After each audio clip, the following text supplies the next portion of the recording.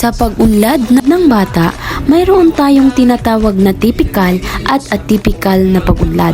Ang typical development ay tumutukoy sa pangkaraniwang takbo ng pag-unlad ng isang bata, kung saan sinusunod nila ang karaniwang hakbang ng paglaki at pagkatuto.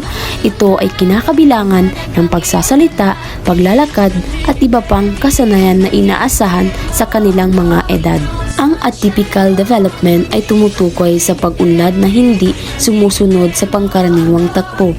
Ito ay maaaring nagpapakita ng mga pagkaantala o hindi karaniwang pag-unlad ang ilang aspeto ng bata. Maaaring ito ay nagdudulot ng hamon sa kanilang paglaki at pang-araw-araw na buhay. Ang Autism Spectrum Disorder or ASD ay isang kondisyon sa pag-unlad na kung saan may mga pagkakaiba sa pakikitungo, komunikasyon at pakikisalamuha.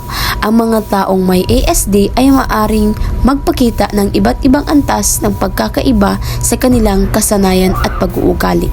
Karaniwang kasama ang ASD ang pagiging sensitibo sa mga bagay tulad ng ingay, liwanag o pakiramdam.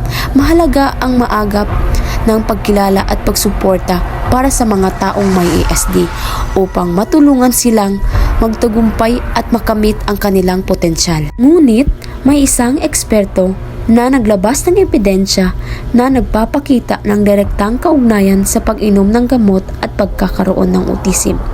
Ang autism ay isang komplikadong kondisyon sa pag-unlad na maaring may genetiko at environmental ng mga salik na naglalaro. Subalit, hindi pa lubos na uunawaan ang eksaktong sanhi ng autism.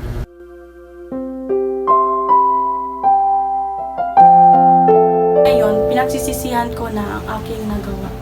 Kaya anak, sana mapatawad mo ako sa aking mga pagkukulang at pagsisisihan ko to panghabang buhay. Mahal na mahal kita.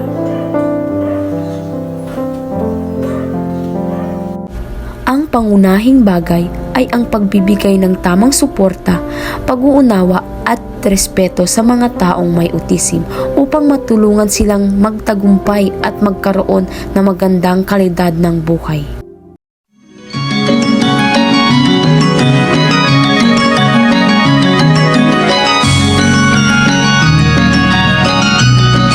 Gifted and talented ay tumutukoy sa mga bata na may natatanging kakayahan o talento sa iba't ibang larangan tulad ng akademiko, sining, musika at iba pa.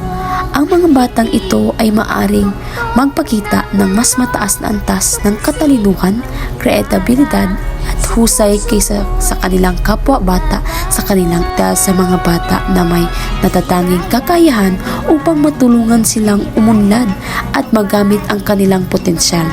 Ito ay maaring nagdudulot ng positibong epekto sa kanilang pag-unlad at magbigay daan upang sila ay magtagumpay sa kanilang hinaharap.